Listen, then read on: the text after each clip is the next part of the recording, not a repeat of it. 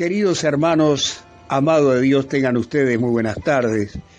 Nos volvemos a reencontrar aquí en Redil FM, RTV y La Semilla de la Fe, donde compartimos este espacio Caminando en la Fe, un espacio donde irradiamos alabanzas y también meditamos en la palabra de Dios, y gracias a los hermanos de Radio Transmundial compartimos el espacio para las hermanas restauradas y Cosa de Nosotras, también cruzada con Luis Palau, Enseñanza de la Biblia, y también meditamos en A Través de la Biblia, junto de la mano de los hermanos de J. Berno Magui, que ya está con el Señor, y de Samuel Montoya, pero por gentileza de la gente, los hermanos de Radio Transmundial. Vamos a comenzar con una alabanza y vamos a estudiar el capítulo 6 y 7 de Apocalipsis, donde aquí vamos a aprender muchísimas cosas, donde hay mucha confusión, pero usted va a poder conocer la verdad para que nadie le engañe. Vamos a una alabanza y comenzamos a estudiar.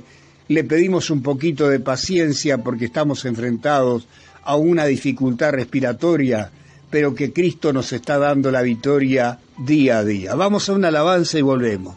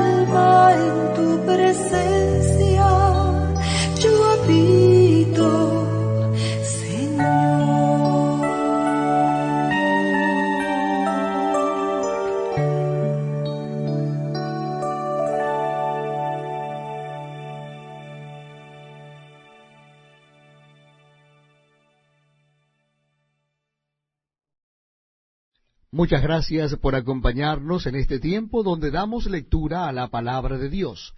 Les invito a que busquen en sus Biblias o Nuevos Testamentos el capítulo 6 de Apocalipsis. Libro de Apocalipsis, el último libro de la Biblia, capítulo 6. Dice así la palabra de Dios. Vi cuando el Cordero abrió uno de los sellos, y oí a uno de los 4 seres vivientes decir, como con voz de trueno, ven y mira.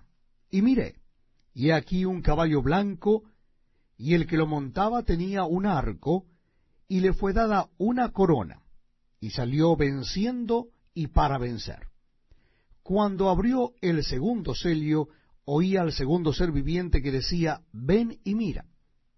Y salió otro caballo, bermejo, y al que lo montaba le fue dado poder de quitar de la tierra la paz, y que se matasen unos a otros, y se le dio una gran espada.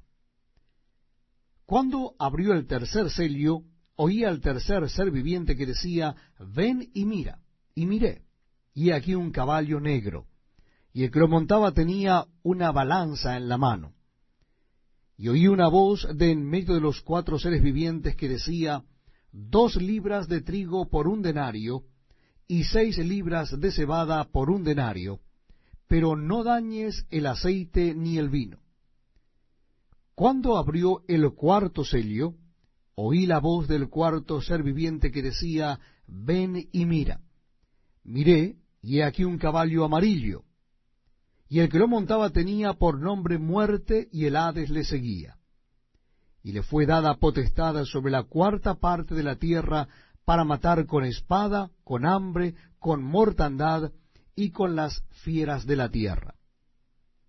Cuando abrió el 5º sello, vi bajar el altar las almas de los que habían sido muertos por causa de la palabra de Dios y por el testimonio que tenían. Y clamaban a gran voz diciendo, ¿hasta cuándo, Señor, santo y verdadero, no juzgas y vengas nuestra sangre en los que moran en la tierra? Y se les dieron vestiduras blancas, y se les dijo que descansasen todavía un poco de tiempo, hasta que se completara el número de sus consiervos y sus hermanos, que también habían de ser muertos como ellos. Miré cuando abrió el 6º sello, y he aquí hubo un gran terremoto, y el sol se puso negro como tela de cilicio, y la luna se volvió toda como sangre. Y las estrellas del cielo cayeron sobre la tierra, como la higuera deja caer sus higos cuando es sacudida por un fuerte viento. Y el cielo se desvaneció como un pergamino que se enrolla, y todo monte y toda isla se removió de su lugar. Y los reyes de la tierra, y los grandes, los ricos, los capitanes, los poderosos, y todo siervo y todo libre, se escondieron en las cuevas y entre las peñas de los montes. Y decían a los montes y a las peñas, caed sobre nosotros, y escondednos del rostro de aquel que está sentado sobre el trono y de la ira del Cordero, porque el gran día de su ira ha llegado. ¿Y quién podrá sostenerse en pie? Capítulo 7 de Apocalipsis, versículo 1. Dice así la palabra de Dios. Después de esto vi a 4 ángeles en pie sobre los 4 ángulos de la tierra, que detenían los 4 vientos de la tierra para que no soplase viento alguno sobre la tierra, ni sobre el mar, ni sobre ningún árbol. Vi también a otro ángel que subía de donde sale el sol, y tenía el sello del Dios vivo. Y clamó a gran voz a los 4 ángeles a quienes se les había dado el poder de hacer daño a la tierra y al mar, diciendo, no hagáis daño a la tierra, ni al mar, ni a los árboles, hasta que hayamos sellado en sus frentes a los siervos de nuestro Dios. Y oí el número de los sellados, 144,000 sellados de todas las tribus de los hijos de Israel. De la tribu de Judá, 12,000 sellados. De la tribu de Rubén, 12,000 sellados. De la tribu de Gad, 12.000 sellados. De la tribu de Aser, 12.000 sellados. De la tribu de Neftalí, 12.000 sellados. De la tribu de Manasés, 12.000 sellados. De la tribu de Simeón, 12.000 sellados. De la tribu de Leví, 12.000 sellados. De la tribu de Isaacar, 12.000 sellados. De la tribu de Zabulón, 12.000 sellados. De la tribu de José, 12.000 sellados. De la tribu de Benjamín, 12.000 sellados. Después de esto miré, y he aquí una gran multitud, la cual nadie podía contar, de todas las naciones y tribus y pueblos y lenguas, que estaban delante del trono y en la presencia del Cordero, vestidos de ropas blancas y con palmas en las manos. Y clamaban a gran voz diciendo: La salvación pertenece a nuestro Dios, que está sentado en el trono, y al Cordero. Y todos los ángeles estaban en pie alrededor del trono, y de los ancianos y de los 4 seres vivientes. Y se postraron sobre sus rostros delante del trono, y adoraron a Dios, diciendo: Amén. La bendición, y la gloria, y la sabiduría, y la acción de gracias, y la honra, y el poder, y la fortaleza, sean a nuestro Dios por los siglos de los siglos. Amén. Entonces uno de los ancianos habló diciendo: Estos que están vestidos de ropas blancas, ¿quiénes son y de dónde han venido? Yo le dije: Señor, tú lo sabes. Y él me dijo: Estos son los que han salido de la gran tribulación, y han lavado sus ropas, y las han emblanquecido en la sangre del Cordero. Por esto están delante del trono de Dios, y le sirven día y noche en su templo. Y el que está sentado sobre el trono extenderá su tabernáculo sobre ellos. Ya no tendrán hambre ni sed, y el sol no caerá más sobre ellos, ni calor alguno. Porque el Cordero que está en medio del trono los pastoreará, y los guiará a fuentes de aguas de vida, y Dios enjugará toda lágrima de los ojos de ellos.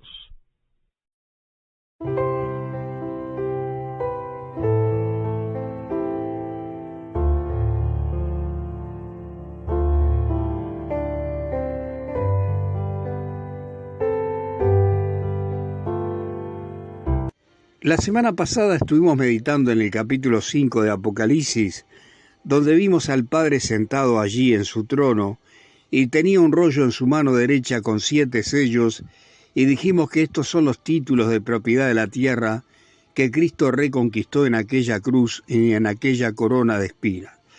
Aquí en el capítulo 6 vamos a ver que el Señor toma control de los títulos de la tierra, es decir, va a comenzar a enviar juicios sobre la tierra. Y entonces, en ese rollo que está escrito por dentro y por fuera, que tiene allí las señales de la redención de Cristo, Él va a comenzar a enviar juicios sobre la tierra y vamos a ver lo que sucede. Aquí son los 4 serafines que van a acompañar a Juan, no son los ancianos de la iglesia, aunque Juan pertenece a la iglesia, aquí está oficiando como espectador simplemente, por eso no está integrado a estos ancianos, y los ancianos les tienen que explicar, pero allí, ahora en esta oportunidad van a ser los 4 seres vivientes que le van a explicar a Juan cada uno de los sellos. Y dice que cuando vio al Cordero que abrió uno de los sellos, oí a uno de los 4 seres vivientes que decían con voz de trueno: ven y mira, y miré, he aquí un caballo blanco, y el que lo montaba tenía un arco, y le fue dada una corona, y salió venciendo para vencer. Muchos piensan que este es Cristo y no es Cristo. Cristo es el que está abriendo los sellos. Él tiene el rollo en su mano, que es el Cordero. Cristo cuando venga no va a traer un arco, sino que va a traer una espada en su boca. Y aquí el que sale en primer lugar es el anticristo que inaugura o comienza la gran tribulación. Y le fue dado una corona y también un arco, porque él va a traer aquí a la tierra una aparente paz y prosperidad, pero esto se va a volver en un caos, como vamos a ir viendo poco a poco. Él tiene una corona porque se le da poder para reinar durante 7 años, y sale venciendo porque él va a pelear contra los santos, contra los judíos y aquellos que crean en Cristo y se conviertan al Señor. Él los va a vencer, como dice Daniel 12, y él va a blasfemar contra Dios y va a tener todo poder y autoridad durante 7 años, pero luego el Señor lo va a echar al lago de fuego. Cuando abrió el segundo sello, oí al segundo ser viviente que decía: ven y mira, y salió otro caballo bermejo, y al que lo montaba le fue dado poder para quitar de la tierra la paz, y que se matasen unos a otros, y se le dio una gran espada. Junto al gobierno del anticristo van a comenzar los pueblos de la tierra a enfrentarse, a hacer guerra entre sí por problemas económicos, problemas sociales, y también van a surgir muchas guerras entre naciones. No creemos que sea la tercera guerra mundial, pero grandes países van a estar enfrentados entre sí, y este va a prometer que va a dar paz al mundo, y por eso el mundo le dice bienvenido, y él va a comenzar a gobernar, y va a ser tratado de paz con un montón de países, y va a lograr una aparente paz por un corto de tiempo, pero va a haber violencia, va a haber saqueos, va a haber enfrentamientos. Cristo dijo: por causa de la maldad el amor de muchos se iba a enfriar, y nos enseñó que muchos van a ser traicionados por sus propios familiares, y aquí se le dio una espada para que se matasen unos a otros. Quiere decir que en la misma sociedad van a haber muertes y enfrentamientos.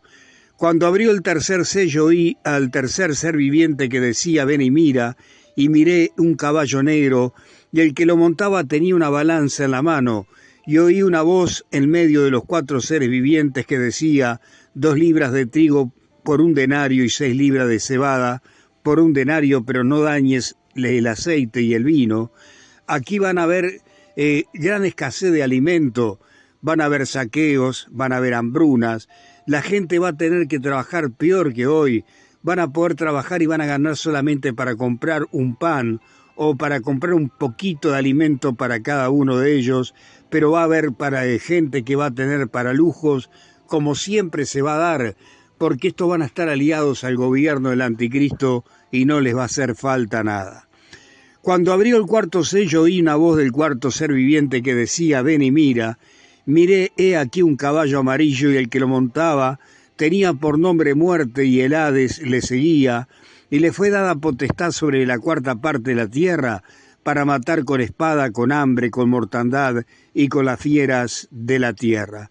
Aquí va a venir un tiempo donde, debido a estos enfrentamientos, van a haber guerras, van a haber muerte, van a haber hambrunas, van a haber epidemias nuevas, y 1/4 de la parte de la tierra va a perecer, y las fieras del campo también van a entrar a atacar a la gente, porque los juicios de Dios van a diezmar el planeta Tierra, y las fieras del campo por hambre van a entrar a las ciudades y van a comenzar a atacar a la gente, y aquí vemos que muchos van a morir y se van a perder, porque dice que el Hades seguía la muerte. Quiere decir que muchos van a morir sin haberse arrepentido. Cuando abrió el 5º sello, vi en el altar, vi debajo del altar las almas de los que habían sido muertos por causa de la palabra de Dios y por el testimonio que ellos tenían, y clamaban a gran voz diciendo: ¿hasta cuándo, Señor santo y verdadero, no juzgas y vengas nuestra sangre de los que moran en la tierra? Y se le dieron vestiduras blancas, y se le dijo que descansaran todavía un poco de tiempo, hasta que se completara el número de sus consiervos y sus hermanos, que también habían de ser muertos como ellos. Y esta gente es la que muere en la gran tribulación, tratando de llevar el mensaje de Dios, porque muchos se van a perder, pero muchos se van a salvar, se van a volver a Cristo. Muchos judíos también se van a convertir a Cristo, pero van a ser traicionados y muertos por causa del gobierno del anticristo. Van a morir violentamente, y ellos claman justicia. También pueden ser que en este grupo estén los santos del Antiguo Testamento, aquellos profetas que fueron asesinados. No decimos que sea la iglesia, porque la iglesia no pide venganza, sino que entrega todas las cosas en las manos de Dios para que el Señor haga justicia. También se le decía que descansasen un poquito, porque el Señor estaba juzgando la tierra, y una vez que termine la gran tribulación, a ellos se le va a dar cuerpos glorificados, van a reinar con Cristo 1000 años, como dice más adelante este mismo libro. Miré cuando abrió el sexto sello, he aquí, hubo un gran terremoto y el sol se puso negro como tela de silicio, y la luna se volvió toda como sangre, y las estrellas del cielo cayeron sobre la tierra, como la higuera deja caer sus higos cuando es sacudida por un fuerte viento, y el cielo se desvaneció como un pergamino que se enrolla, y todo monte y toda isla fue removida de su lugar, y los reyes de la tierra, y los grandes, los ricos, los capitanes, los poderosos, todos los siervos, y todo libre, se escondieron en las cuevas y entre las peñas de los montes, y decían a los montes y a las peñas, caed sobre nosotros y escondednos del rostro de aquel que está sentado sobre el trono y de la ira del Cordero, porque el gran día de su ira ha llegado, y ¿quién podrá mantenerse? Este capítulo 6 es el resumen, es la sinopsis de todo lo que va a suceder en la gran tribulación. Van a haber grandes terremotos en este tiempo de angustia, el sol se va a oscurecer, una parte del día va a estar en oscuridad, pero esto se refiere que el Señor, cuando el sol se apague totalmente, cuando termine la gran tribulación. Si usted va a Mateo 24:29, dice, después de la tribulación de aquellos días, el sol se apagará o se oscurecerá, la luna se volverá roja en sangre, y las potencias de los cielos serán conmovidas, y verán la señal del Hijo del Hombre, y verán al Hijo del Hombre viniendo en las nubes del cielo, con gran poder y gloria, acompañado de sus ejércitos. Cuando el Señor regrese a la tierra, que termine el tiempo de la gran tribulación, Él viene a juzgar el mundo, el sol se va a apagar, las estrellas de los cielos van a caer de su lugar, lo que va a caer sobre la tierra son cometas y asteroides, no van a caer las estrellas, pero las estrellas van a ser movidas de su lugar.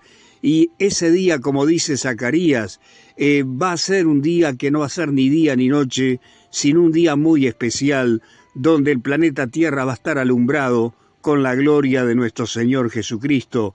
Y la gente que está aquí en la tierra y está perdida, que no se ha arrepentido, le va a decir a las rocas y a las piedras que le escondan de la ira de aquel que viene, porque el Señor viene, como dice la profecía, con una espada en su boca y su túnica manchada de sangre, porque va a pisar el vino en su lagar y va a ser el tiempo de la ira de Jehová.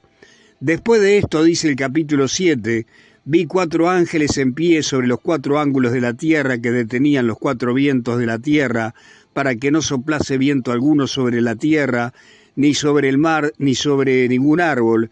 Y vi también a otro ángel que subía de donde sale el sol, y tenía el sello del Dios vivo, y clamó a gran voz a los 4 ángeles, a quienes se le había dado poder para hacerle daño a la tierra, al mar, diciendo, no hagáis daño a la tierra, ni al mar, ni a los árboles, hasta que hayamos sellado en sus frentes a los siervos de nuestro Dios, y oí el número de los sellados, 144,000 sellados, de todas las tribus de los hijos de Israel.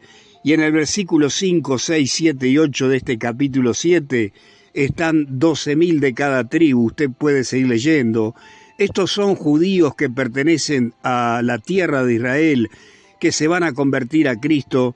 Luego van a estar con Cristo allí gobernando con Él en el monte Sión. Y dicen los entendidos que estos van a predicar el Evangelio durante este tiempo de gran tribulación, donde el anticristo va a querer matarlos, pero no los va a poder tocar, porque ellos tienen la marca de Dios en su frente. Y también Dios va a mandar 2 testigos para que ellos testifiquen contra el anticristo y contra aquella generación que va a estar perdida. Y estos 144,000 van a estar al servicio del Señor predicando el Evangelio, porque millones se van a convertir a Cristo. Después de esto miré aquí una gran multitud, la cual nadie podía contar, de todas las naciones, tribus, pueblos y lenguas que estaban delante del trono y en la presencia del Cordero, vestidos de ropas blancas y con palmas en sus manos, y clamaban a gran voz diciendo, la salvación pertenece a nuestro Dios, que está sentado en el trono, y al Cordero. Y todos los ángeles estaban en pie alrededor del trono, y de los ancianos y de los 4 seres vivientes, y se postraron sobre su rostro delante del trono, y adoraron a Dios, diciendo amén. la bendición y la gloria, y la sabiduría y la acción de gracia, y la honra y el poder y la fortaleza sean de nuestro Dios por los siglos de los siglos. Entonces uno de los ancianos me habló diciendo: estos que están vestidos de ropas blancas, ¿quiénes son y de dónde han salido? Y yo les dije: Señor, tú lo sabes. Y él me dijo: estos han salido de la gran tribulación y han lavado sus ropas. Mire lo que dice acá: y han lavado sus ropas y la han emblanquecido en la sangre del Cordero. Esta gente estaba en la gran tribulación. Eran los tibios los que se habían quedado, aquellos que nunca habían aceptado a Cristo. También los judíos que se volvieron a Cristo fueron muertos, murieron de hambre, de sed, quemados por el sol, porque el sol va a calentar 7 veces más. Y esta gente no va a tener la marca la bestia, no va a poder comprar ni vender, ni va a tener acceso a medicamentos, entonces van a morir en estas circunstancias. Pero ellos van a preferir morir, pero no negar a Cristo, y van a alcanzar salvación. Somos salvos por gracia, por el sacrificio de Cristo, pero en ese tiempo se va a agregar esta obra de que aquel que quiera alcanzar la vida eterna no se debe dejar marcar. Por eso ellos dicen que ellos mismos han lavado sus ropas con la sangre del Cordero. Quiere decir que ellos han emblanquecido sus ropas, no dejándose marcar y guardando el testimonio del Señor, y no dejando que la marca del anticristo les toque.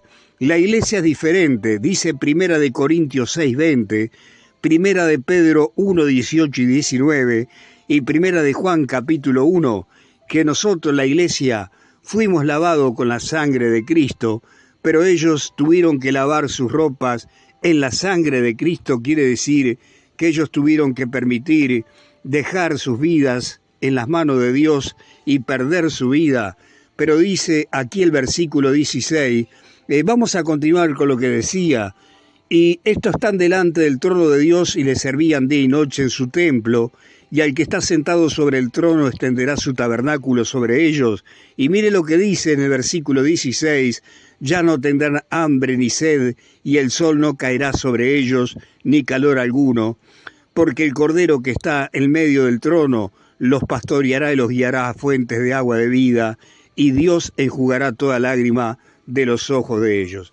Como dijimos recién, esta gente prefirió morir de hambre, de sed, quemada por el sol, o también decapitada, como en el capítulo anterior, por el ejército del anticristo, pero no negar al Señor, y por eso ellos mismos lavaron sus ropas en la sangre del Cordero, porque ellos confiaron su vida en las manos del Señor y prefirieron morir, pero ellos van a ser resucitados, van a recibir cuerpos glorificados y van a recibir la corona del Señor, y van a gobernar 1000 años con el Señor, como vamos a ver cuando la Biblia aquí en este capítulo hable, en este libro hable de los 1000 años que van a venir sobre la tierra. Querido hermano, usted lea esto en su casa, este libro precioso, no tenga temor. Es necesario que nosotros sepamos lo que va a suceder para que nadie nos pueda engañar, pero la iglesia fiel de Cristo se va a ir para arriba antes que comience la gran tribulación. Usted ore por sus familiares, seres queridos, sus vecinos, compañeros de trabajo, para que Dios les toque, les convenza de pecado, para que Dios le dé a usted palabras para predicarle y ellos se conviertan a Cristo. Ore a Dios, pídale al Señor que les cambie el corazón, que les desate el nudo de la mente, para que ellos se vuelvan a Cristo y escapen de los juicios que pronto vendrán sobre la tierra. Pero es necesario saber lo que va a suceder. Hay gente que vemos que estamos hablando del Apocalipsis y no han querido participar de estos videos, pero usted es inteligente porque usted está bien preparado, nadie le va a engañar, porque usted sabe lo que Dios dice en su palabra, y como usted conoce la palabra de Dios, usted no va a ser movido fácilmente de su forma de creer en el Señor, porque Él sabe, usted sabe lo que Dios tiene preparado para su pueblo y su iglesia. Si Dios nos permite, el próximo domingo vamos a estudiar el capítulo 8 y 9 de este libro. Le pedimos disculpas que estamos enfrentados a una enfermedad respiratoria, pero que tenemos la victoria gracias a Cristo, estamos saliendo adelante y Él nos está sacando a victoria y estamos cumpliendo el propósito que Él nos ha puesto en el corazón de compartir su palabra con aquellos nuevos que no le conocen. Y si usted ya es anciano en la fe, le damos gracias, siga creciendo en la fe, agarrados de Cristo, porque ya viene la victoria, la iglesia se va para arriba y Cristo va a tomar control de este mundo tan lleno de dolor, sufrimiento y maldad.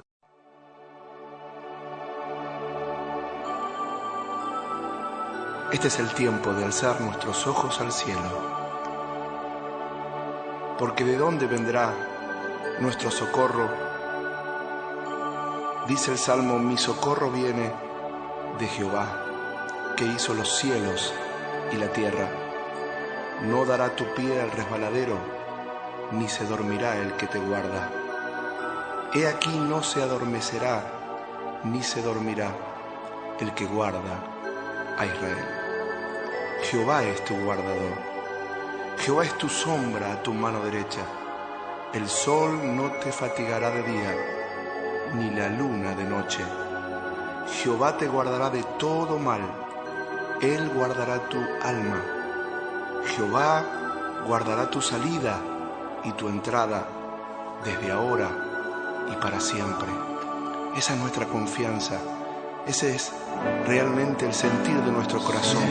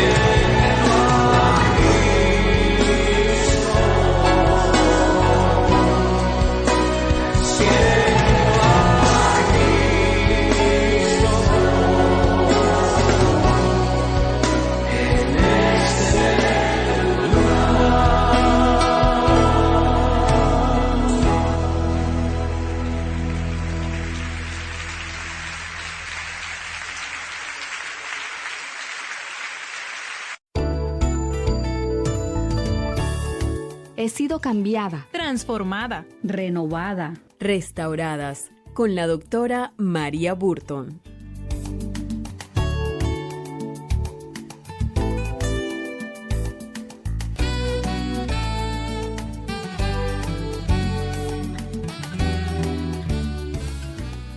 María, creo que hay mucha confusión en este mundo acerca de quién realmente es Dios y cómo conocerlo, porque muchas veces, pienso yo, estamos creyendo en Dios a nuestra manera, pero no como Dios quiere que nosotros lo hagamos. O a lo mejor están creyendo en un Dios que no existe. ¿Qué piensas tú de eso? Pienso que la iglesia que tiene la verdad, la iglesia de Cristo, debe de salir y hablar de la verdad que está 100% completa en la palabra de Dios. Es la única fuente de autoridad. ¿Y cuál es esa palabra de Dios? La Biblia. Una de las cosas que primero quiero recalcar, Anabel, es que Dios, en su deidad, en su poder, Él se da a conocer Él mismo. Él es el que se revela. La Biblia es la única fuente y final revelación de Dios. Él mismo tomó la iniciativa de revelarse a los seres humanos. ¿Con qué fin? Con el fin de darse a conocer y establecer una relación con el hombre. ¿No es ese el ejemplo que vemos en Génesis? Sí, Dios fue quien se acercó al hombre. Bueno, de hecho lo creó primero. Lo creó, y le proveyó todo, hasta la mujer. Y qué increíble es que es la naturaleza del hombre. Dios se ha dado a conocer desde el principio. Hoy día las Sagradas Escrituras son de importancia crucial, Anabel, porque por medio de su Espíritu Santo, las personas van a escuchar del testimonio de amor y de gracia y la necesidad de una respuesta de fe. Si vamos a la palabra de Dios, desde Génesis hasta Apocalipsis, Dios ha querido siempre y se va a seguir revelando al ser humano. En 1 Corintios, capítulo 2, versículos 7 al 14, nos dice: mas hablamos sabiduría de Dios en ministerio, la sabiduría oculta, la cual Dios predestinó antes de los siglos para nuestra gloria, la que ninguno de los príncipes de este siglo conoció, porque si la hubieran conocido, nunca habrían crucificado al Señor de gloria. Antes bien, como está escrito, cosas que ojo no vio, ni oído oyó, ni han subido en corazón de hombre, son las que Dios ha preparado para los que le aman. Pero Dios nos las reveló a nosotros por medio de ¿quién? Por medio del Espíritu Santo, porque el Espíritu todo lo escudriña aún lo profundo de Dios. ¿Cómo puede uno tener ese Espíritu de Dios? Porque es a través de él que Dios se revela. Sin el Espíritu del Señor no puedes tener su revelación. Y la palabra de Dios es el canal que el Señor dejó para que lo conociéramos. Tenemos que entender el plan de Dios. Y el plan de Dios, una vez que el pecado entró al mundo y entró al ser humano, Dios tenía siempre un plan y siempre lo tendrá. Un plan restaurador. Él envió a Jesucristo para restablecer ese pacto que se había roto entre él y la humanidad por el pecado cometido por Adán y Eva. Entonces, cuando nosotros aceptamos ese regalo de gracia salvadora a través de su Hijo Jesucristo y recibimos al Señor como nuestro único Señor y Salvador, le entregamos nuestra vida, pasamos a ser hombres espirituales. Y podemos entonces tener el Espíritu Santo de Dios, porque al mismo instante, Anabel, que tú recibes a Cristo como tu único Señor y Salvador, recibes el Espíritu Santo de Dios. El Espíritu Santo pasa a morar en tu vida y Él te va a dar el poder de conocer, de discernir y de que la palabra de Dios tú la puedas entender. ¿Qué dice la Biblia acerca de eso? ¿Hay algún versículo que me pueda ayudar a mí a comprender un poco más de cómo trabaja el Espíritu Santo en nosotros y cómo Dios se revela a través de él? Bueno, Romanos 1, versículos 19 y 20 dice: porque lo que de Dios se conoce les es manifiesto, pues Dios se lo manifestó, porque las cosas invisibles de Él, su eterno poder y deidad, se hacen claramente visibles desde la creación del mundo, siendo entendida por medio de las cosas hechas. 1 Corintios 2:14 dice que el hombre natural no percibe las cosas que son del Espíritu de Dios, porque para él son locura y no las puede entender. ¿Por qué? Porque ¿cómo las va a discernir si no tiene el Espíritu Santo de Dios? Entonces el Espíritu Santo de Dios, al morar en ti, te va a dar el poder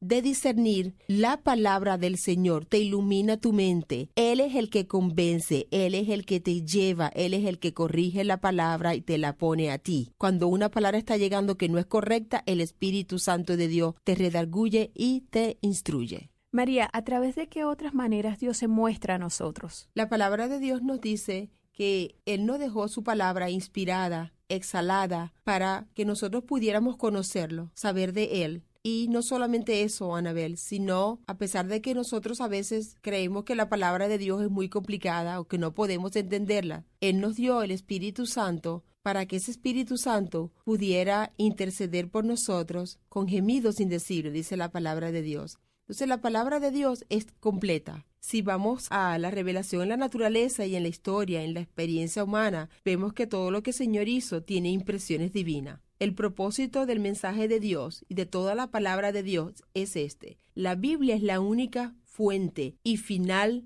revelación de Dios. Él mismo tomó la iniciativa de revelarse. Eso es algo muy importante que tenemos que saber. Su propósito siempre fue mostrar el amor y su gracia. Podemos viajar rapidito y abrir la palabra de Dios en Apocalipsis, capítulo 22, versículos 18 y 19, Anabel, y ahí vamos a ver que es la última página de tu Biblia. De cualquier Biblia que tengamos, allí va a estar. Y nos dice: yo testifico a todo aquel que oye las palabras de la profecía de este libro. Si alguno añadiere a estas cosas, Dios traerá sobre él las plagas que están escritas en este libro. Y el 19, y si alguno quitare de las palabras del libro de esta profecía, Dios quitará su parte del libro de la vida y de la santa ciudad. Entonces, Dios cerró su revelación en el capítulo 22, versículo 21 de Apocalipsis. Y entonces eso quiere decir que no hay otra manera en la cual nosotros podamos ver revelado a Dios,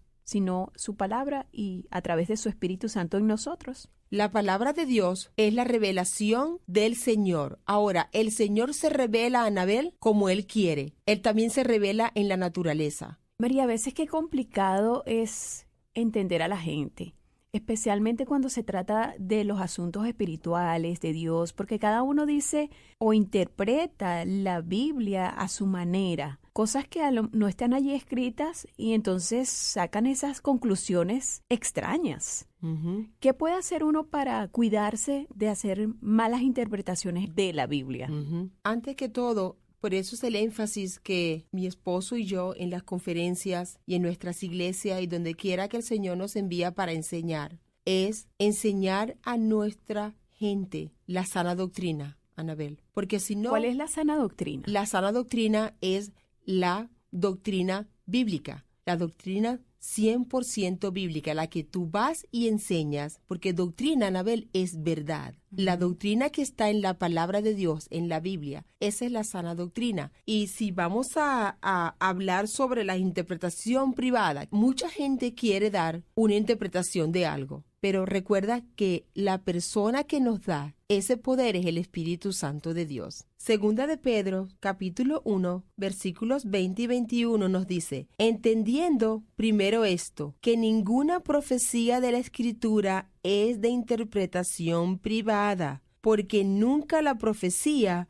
fue traída por voluntad humana, sino que los santos hombres de Dios hablaron siendo inspirados por el Espíritu Santo. Entonces es muy importante que entendamos que si nosotros no pasamos tiempo en la palabra de Dios, no la estudiamos, la escudriñamos, la meditamos y la aprendemos, cualquier persona puede venir con palabras pomposas, sutiles, filosofías huecas y convencernos o engañarnos, distraernos y confundirnos. Entonces, la respuesta para tu pregunta es: en oración, pide al Espíritu Santo de Dios que te lleve a su palabra, a la palabra divina, a la Biblia, y aprende para que tú puedas ser un agente llevando la sana doctrina. María, estaba escuchando personas cerca de donde yo vivo que se estaban burlando de un hombre que había salido de la cárcel y ahora él es cristiano. Ellos decían, bueno, después que ha sido tan malo, entonces ¿cómo es que, ay, sí, ahora sí eres bueno? Y pensé también en otras personas como las prostitutas que deciden seguir a Cristo y la gente no cree que hayan cambiado, o gente que era ladrona que luego quiere seguir a Cristo y la gente se burla de ellos y no cree que pueden ser cambiados. ¿Puede Dios transformar la vida de las personas? Dios no solamente puede, sino que quiere transformar cualquier vida.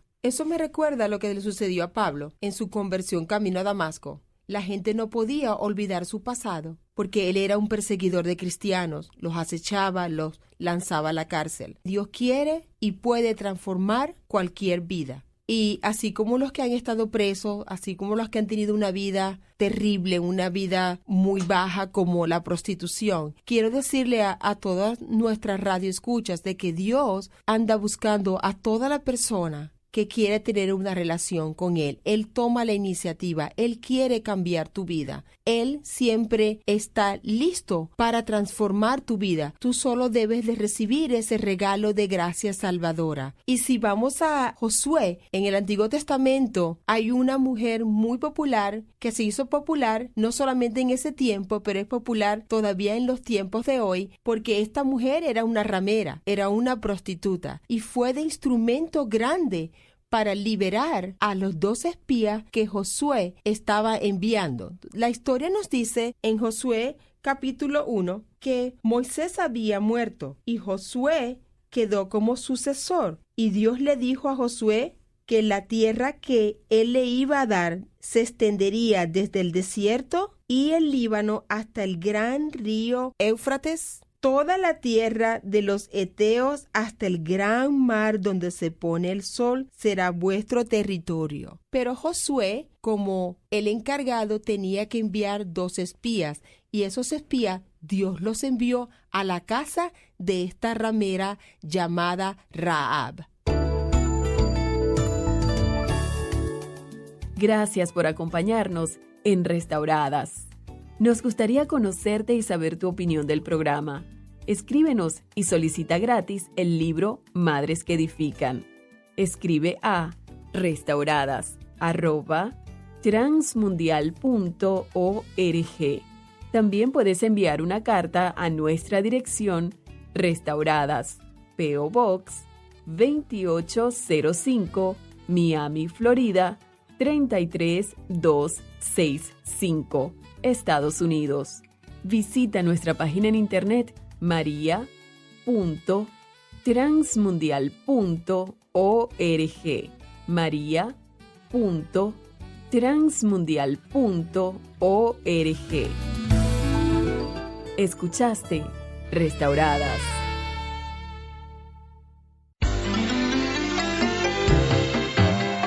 Ahora presentamos Cruzada con Luis Palau.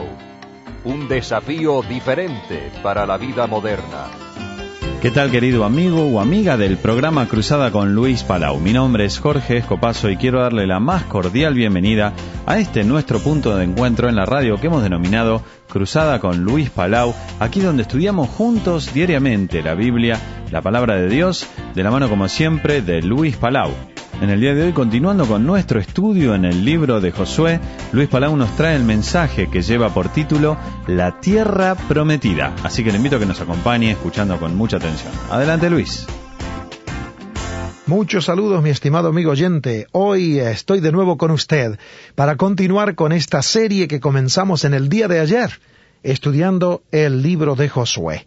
Yo me encuentro emocionado, necesito sus oraciones y espero que las tenga para que juntos podamos estudiar este famoso libro del Antiguo Testamento, la vida de un gran hombre de Dios y todo lo que aconteció alrededor de él. En el día de ayer mencioné de que ellos aborrecieron la tierra deseable, aunque tenían la oportunidad de posesionarse de ella, que solamente 2 individuos de los 650,000 adultos que salieron de Egipto entraron a la tierra prometida. Dije que el libro de Josué es el libro guía para una vida victoriosa, personalmente, en familia, en el servicio de Dios y en la iglesia local. Dije que el pueblo de Israel Tuvo que vencer a los 3 enemigos que todos nosotros tenemos que vencer. O sea, primero al mundo, segundo la carne y tercero al diablo. Hoy yo quiero que nos hagamos una pregunta. ¿Qué quiere decir la tierra prometida? Para los israelitas, en primer lugar, ¿qué significaba la tierra prometida?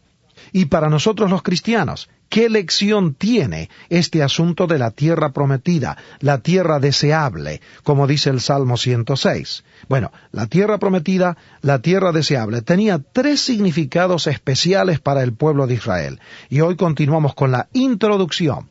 Pero antes de decirle cuáles son esos 3 pasos, le quiero decir que voy a leer un largo pasaje del libro de Deuteronomio en la Biblia. O sea, estamos siempre en la introducción al libro de Josué. Y en el capítulo 1 de Deuteronomio, versículos 19 al 40, leemos lo siguiente. Dice así, Moisés está dando un discurso. Dice, salidos de Horeb, anduvimos todo aquel grande y terrible desierto que habéis visto por el camino del monte del Amorreo, como Jehová nuestro Dios nos lo mandó, y llegamos hasta Cades Barnea. Entonces yo les dije, habéis llegado al monte del Amorreo, el cual Jehová nuestro Dios nos da. Mira, Jehová tu Dios te ha entregado la tierra. Sube y toma posesión de ella, como Jehová el Dios de tus padres te ha dicho. No temas ni desmayes. Y vinisteis a mí todos vosotros y dijisteis, enviemos varones delante de nosotros, que nos reconozcan la tierra, y a su regreso nos traigan razón del camino por donde hemos de subir, y de las ciudades donde hemos de llegar. Y el dicho me pareció bien, y tomé 12 varones de entre vosotros, un varón por cada tribu, y se encaminaron, y subieron al monte, y llegaron hasta el valle de Escol y reconocieron la tierra. Y tomaron en sus manos del fruto del país, y nos lo trajeron, y nos dieron cuenta y dijeron, es buena la tierra que Jehová nuestro Dios nos da. Sin embargo, no quisisteis subir, antes fuisteis rebeldes al mandato de Jehová vuestro Dios, y murmurasteis en vuestras tiendas diciendo, porque Jehová nos aborrece, nos ha sacado de la tierra de Egipto, para entregarnos en manos del amorreo para destruirnos. ¿A dónde subiremos? Nuestros hermanos han atemorizado nuestro corazón, diciendo, este pueblo es mayor y más alto que nosotros. Las ciudades grandes y amuralladas hasta el cielo, y también vimos allí a los hijos de Anac, o sea, los gigantes. Entonces os dije, no temáis, ni tengáis miedo de ellos. Jehová vuestro Dios, el cual va delante de vosotros, Él peleará por vosotros, conforme a todas las cosas que hizo por vosotros en Egipto delante de vuestros ojos. Y en el desierto has visto que Jehová tu Dios te ha traído, como trae el hombre a su hijo por todo el camino que habéis andado hasta llegar a este lugar. Y aun con esto, no creísteis a Jehová vuestro Dios, quien iba delante de vosotros por el camino para reconoceros el lugar donde habíais de acampar, con fuego de noche, para mostraros el camino por donde anduvieseis, y con nube de día. Y oyó Jehová la voz de vuestras palabras, y se enojó, y juró diciendo, no verá hombre alguno de estos, de esta mala generación ninguno verá la buena tierra, que juré que había de dar a vuestros padres, excepto, primero, Caleb hijo de Jefone, él la verá, y a él le daré la tierra que pisó, y a sus hijos, porque ha seguido fielmente a Jehová. También, contra mí se airó Jehová por vosotros, está hablando Moisés, no se olvide usted, mi amable oyente, y me dijo, tampoco tú entrarás allá, Moisés. Josué, hijo de Nun, el cual te sirve, él entrará allá. Anímale, porque él hará heredar la tierra a Israel. Y vuestros niños, de los cuales dijisteis que no servirían de botín, y vuestros hijos que no saben hoy lo bueno ni lo malo, ellos entrarán allá, y a ellos la daré, y ellos la heredarán. Pero vosotros, volveos e id al desierto, camino del Mar Rojo. Ahora he leído un largo pasaje, me ha llevado 4 minutos, pero era importante leer la palabra de Dios. Yo creo, mi amable oyente, que si usted va a entender la Biblia, la tiene que leer. Ese es el primer paso. Pero la pregunta de hoy me tengo que apresurar. ¿Qué significaba para los israelitas y qué enseñanza tiene para nosotros los cristianos esta tierra prometida, esta tierra deseable, la tierra santa? 3 cosas. Primero, la tierra prometida era una tierra de riquezas y de abundancia. Segundo, la tierra prometida, la tierra santa, era para los israelitas, y en figura para nosotros, una tierra de descanso. Y tercero, la tierra prometida era para los israelitas, y en figura para nosotros, una tierra de guerra y de conquista.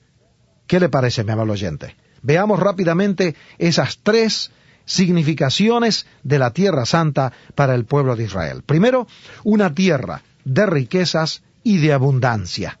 En Deuteronomio capítulo 11, leo lo siguiente. Dice así: la tierra a la cual entras para tomarla no es como la tierra de Egipto, de donde habéis salido, donde sembrabas tu semilla y regabas con tu pie como huerto de hortaliza. La tierra a la cual pasáis para tomarla es tierra de montes y de vegas, que bebe las aguas de la lluvia del cielo, tierra de la cual Jehová tu Dios cuida. Siempre están sobre ella los ojos de Jehová tu Dios, desde el principio del año hasta el fin del año. ¡Qué hermosa descripción! Una tierra llena de lluvias, de agua, de riquezas, de abundancia, una tierra bendecida por Dios. En Éxodo capítulo 3 dice que la tierra santa era una tierra que fluía con leche y miel. En Deuteronomio 33 dice una tierra de grano y de vino. ¿De qué nos habla todo esto? Pero, mi amable oyente, por supuesto, nos habla de la abundancia y la plenitud del Espíritu Santo. Nos habla de lo que es ser controlado por Cristo. Nos habla de las riquezas espirituales que hoy tenemos nosotros en Cristo cuando nos alimentamos de la palabra de Dios y de la persona de Cristo y de la obra de Cristo en la cruz del Calvario. En segundo lugar, la tierra prometida era una tierra de descanso. Lea usted Hebreos capítulo 3 y capítulo 4. Le ruego que lo lea detenidamente apenas termino este programa. Hebreos capítulo 3 y capítulo 4. Y allí dice que nosotros tenemos descanso en Cristo. Que Josué trató de hacerlos entrar a la tierra santa, que era una tierra de descanso. Pero el descanso para ellos era un descanso terrenal. Para nosotros es un descanso espiritual. Después de 40 años de vagar por el desierto, qué bienvenida fue la tierra santa, una tierra de paz, de confianza, de una esperanza viviente y de recursos sobrenaturales. Por último, la tierra santa era una tierra de guerra y de conquista. Es que la vida es una gran guerra y la conquista la tenemos en Cristo. Para ponerse en contacto con Luis Palau y hacerle llegar sus comentarios o sus preguntas, le puede escribir a la dirección de correo electrónico consejos@luispalau.net, consejos@luispalau.net. Si prefiere hacerlo a través del correo postal, escríbale a Luis Palau, P.O. Box 380, Miami, Florida 33243, Estados Unidos. Llegamos al segmento musical de nuestro programa y hoy nos acompaña Steve Green. Crear las altas cumbres, hacer el mar rugir, pintar un bello atardecer de tonos carmesí, traer al mundo un nuevo ser, un nuevo florecer. Es en verdad el gozo del gran rey.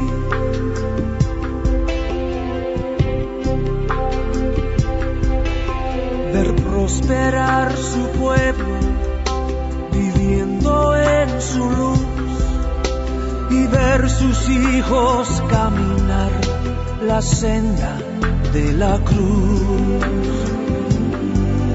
Sentir el gozo singular de quienes rescató. Es en verdad el gozo del gran rey. Es en verdad el gozo del gran rey.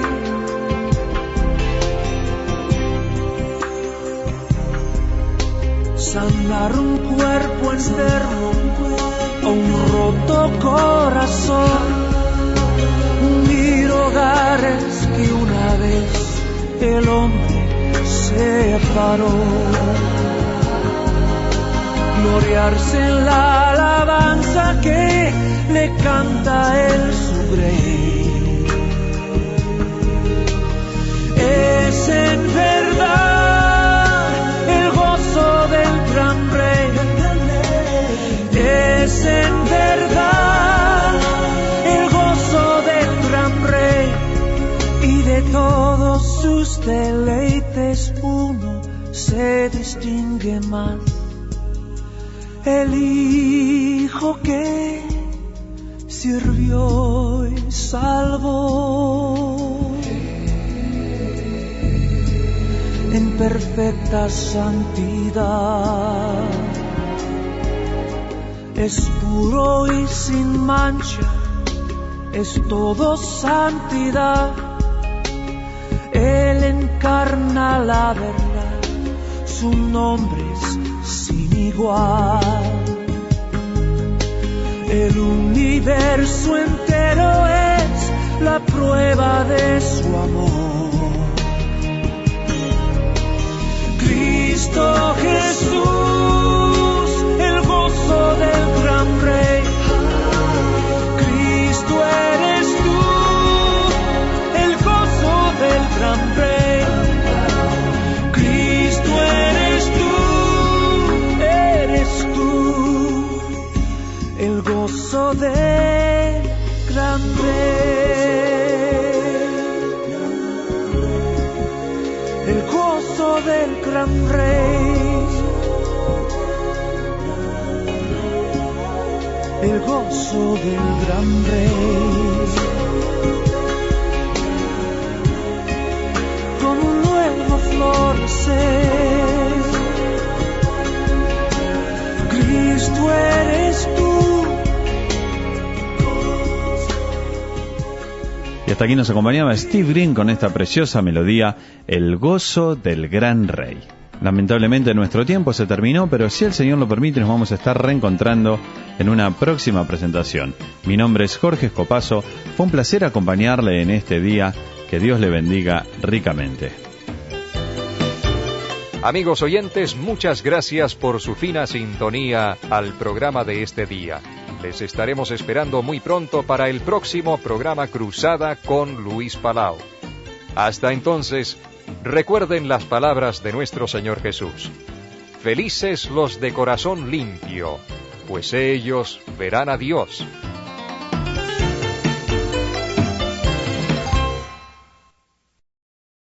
Cuán firme cimiento se ha dado a la fe.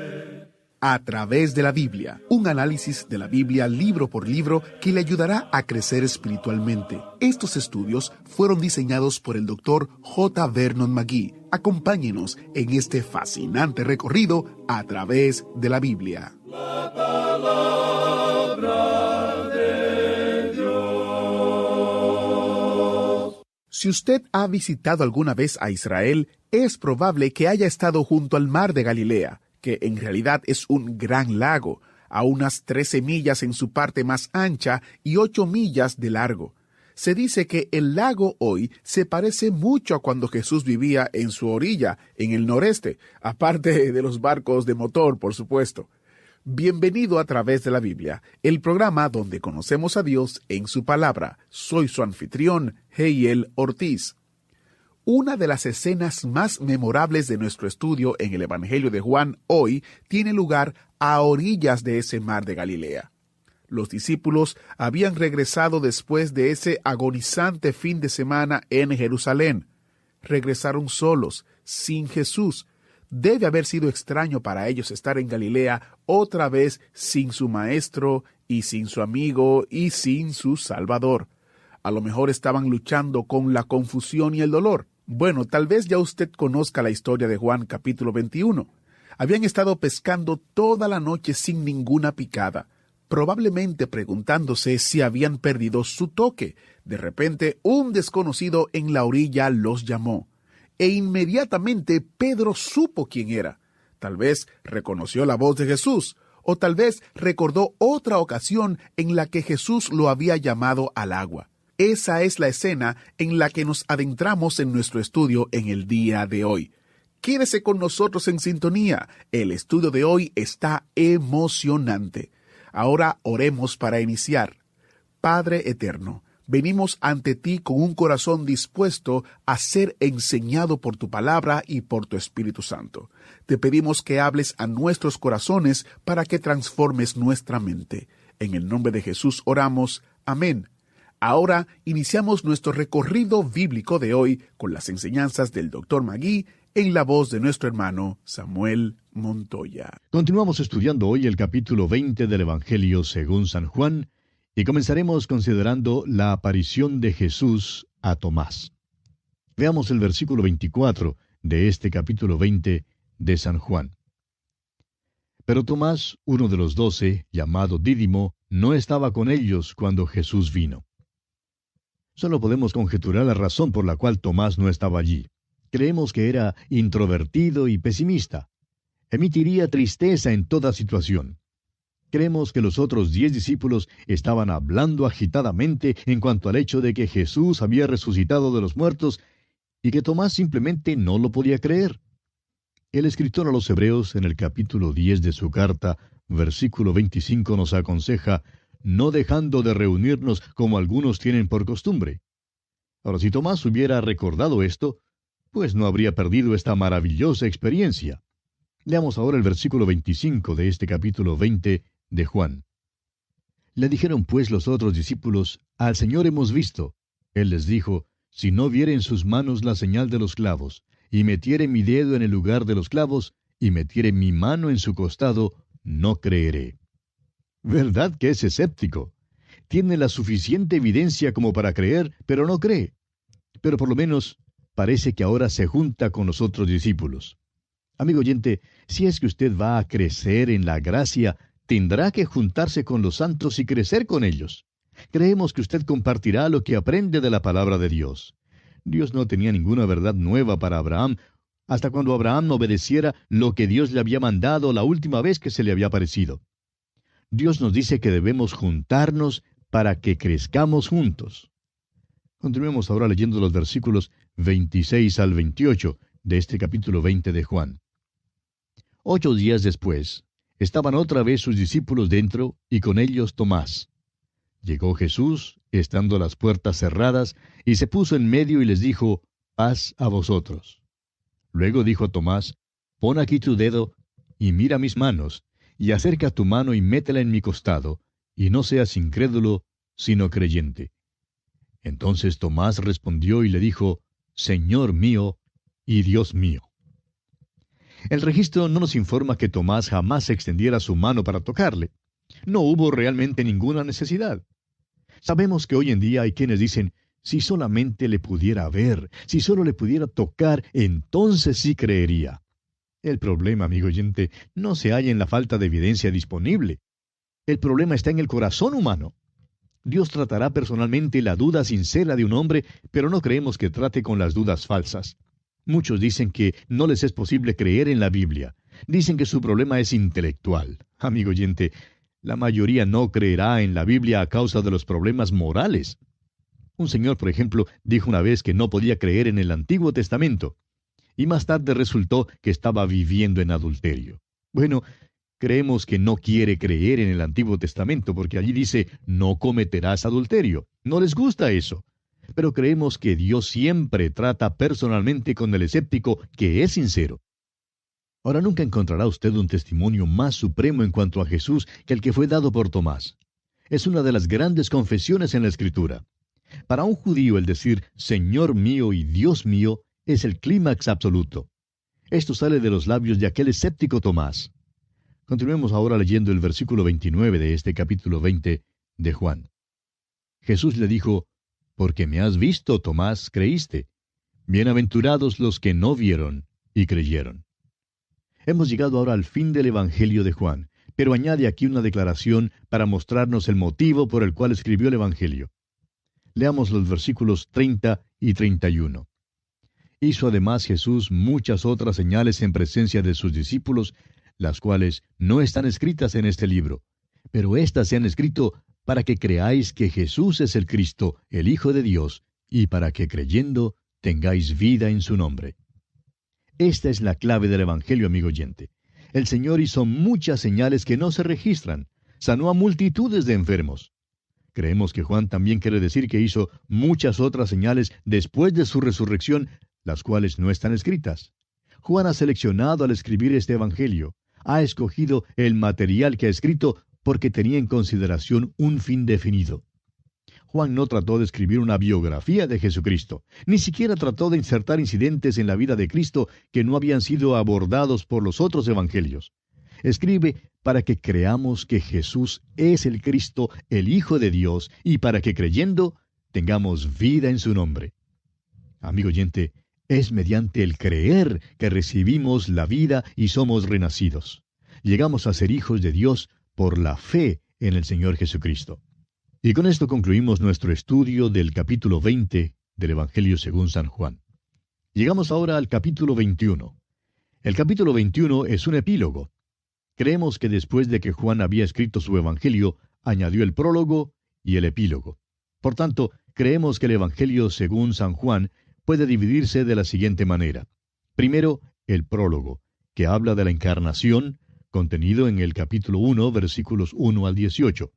En segundo lugar, la introducción al Evangelio, contenida en el mismo capítulo 1, versículos 19 al 51.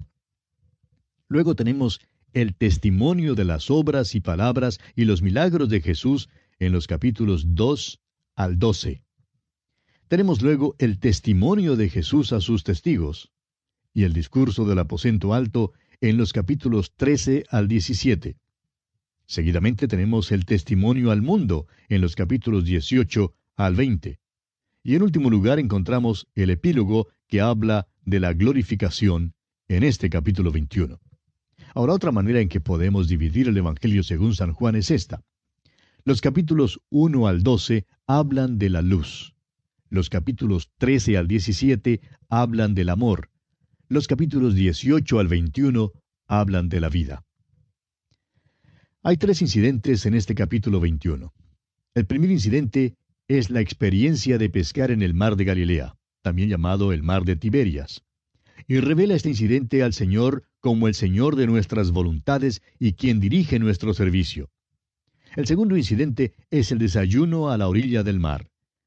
Este incidente revela al Señor Jesús como el Señor de nuestros corazones y presenta nuestro amor por Él como motivo para el servicio. El tercer incidente es el anuncio de Jesús acerca de la muerte de Simón Pedro. Y esto revela al Señor Jesús como el Señor de nuestras mentes y enseña que ni la falta de conocimiento ni la variación de las circunstancias eximen del servicio. Todo el capítulo 21 nos revela que el Jesús resucitado todavía es Dios. Consideremos pues la experiencia de pescar en el mar que revela al Señor de nuestras voluntades. Leamos los primeros 3 versículos de este capítulo 21 del Evangelio según San Juan. Después de esto, Jesús se manifestó otra vez a sus discípulos junto al mar de Tiberias, y se manifestó de esta manera.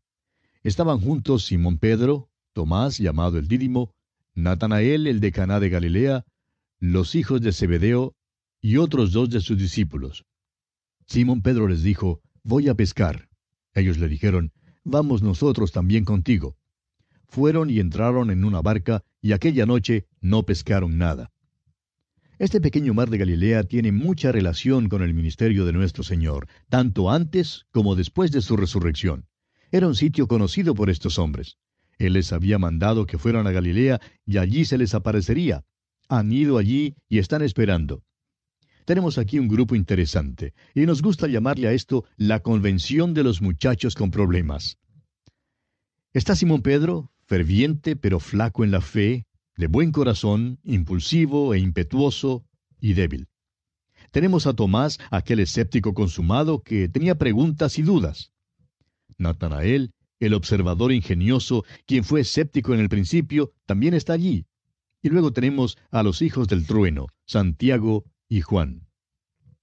Muchos buenos comentaristas condenan a estos hombres por haberse ido a pescar. Bueno, el Señor no les reprochó cuando se les apareció. Pedro es un hombre bastante inquieto, y el Señor puede usar a este tipo de hombre también. Estaban pues esperando al Señor, pero no vino. Este era tiempo de primavera en Galilea y las colinas aparecían bellas con las flores y la hierba verde en abundancia. Por tanto, Pedro se puso inquieto. Ahora pescaron durante toda la noche sin coger nada. El Dr. Scott lo llama el fiasco de los peritos. Sabían cómo pescar, pero aquella noche de fiasco se incluyó en el plan y propósito de Dios para ellos. Dios dice que debemos ser como árbol plantado junto a corrientes de aguas, como vemos en el Salmo capítulo 1. Las corrientes de agua son la palabra de Dios. Debemos dar nuestro fruto en su tiempo. Desafortunadamente vivimos en un día cuando todo se mide por la yarda graduada del materialismo. Las matemáticas forman el lenguaje del éxito y los datos estadísticos son las palabras inspiradas del día. Y creemos que nosotros somos tan culpables como todos los demás. Ahora estos hombres pescaron toda la noche y no cogieron nada. Antes estaban inquietos y esto simplemente aumentó su frustración. Es fácil pescar cuando se tiene éxito, pero es desesperante cuando no se tiene éxito. Tenemos, por ejemplo, el caso del viejo Noé, quien predicó por 120 años, pero nunca logró ni un convertido. Yo habría dejado de predicar mucho antes de los 120 años. Habría pasado 120 días y luego yo ya habría renunciado. Luego amaneció y debe haber sido una mañana gloriosa allá en el mar de Galilea. Leamos el versículo 4 de este capítulo 21 de Juan. Cuando ya iba amaneciendo, se presentó Jesús en la playa, mas los discípulos no sabían que era Jesús. Creemos que esta fue una experiencia normal. Estaba en su cuerpo glorificado y les fue posible conocerle. Sin embargo, se veía lo suficientemente diferente como para ser cambiado. Habrían estado lejos en el mar y temprano por la mañana sería difícil identificar a las personas en la orilla. Leamos ahora el versículo 5. Y les dijo, hijitos, ¿tenéis algo de comer? Le respondieron, no. Ahora la palabra para hijitos aquí es casi como decir señores. No es un término de caricia y ternura como el término hijitos allá en la primera carta del apóstol Juan. Ahora es asombroso cuán enfático uno puede ser y cuán poquito a uno le gusta hablar en cuanto al fracaso. Le contestan, pero no quieren hablar en cuanto a eso. Si hubieran cogido peces, todos habrían enseñado cuán grandes eran. Creemos que esta es una descripción de nuestro Señor glorificado, preguntándonos a cada uno de nosotros si hemos cogido algo. Él quiere saber si hemos pescado según las instrucciones suyas y si hemos tenido resultados. Ahora leamos el versículo 6 de este capítulo 21 de Juan. Él les dijo, echad la red a la derecha de la barca, y hallaréis. Entonces la echaron, y ya no la podían sacar por la gran cantidad de peces. El sentido aquí es que Él dirige las vidas de los suyos. Él da las instrucciones precisas y deben ser obedecidas. Cuando pescan según sus instrucciones, las redes se llenan y no se rompen aunque estén llenas. Esta es como la red del Evangelio de la muerte, el sepelio y la resurrección de Cristo. Continuemos leyendo el versículo 7. Entonces aquel discípulo a quien Jesús amaba, dijo a Pedro, «Es el Señor». Simón Pedro, cuando oyó que era el Señor, se ciñó la ropa, porque se había despojado de ella, y se echó al mar. Juan tiene una percepción espiritual que Simón Pedro no tiene. 3 años antes, Jesús les había llamado en este mismo sitio. Volvieron a pescar, y el Señor les llamó una vez más. Deben pescar almas de hombres. Es posible que Pedro no tuviera el discernimiento que tenía Juan, pero ¿se ha dado usted cuenta que cada vez que tenía la oportunidad se acercaba más al Señor? Los otros se sientan en la barca y esperan hasta llegar a la orilla. A Simón Pedro le es imposible esperar. Quiere estar cerca del Señor. Este hombre es un hombre maravilloso, amigo oyente. Leamos ahora los versículos 8 hasta el 11 de este capítulo 21 de Juan.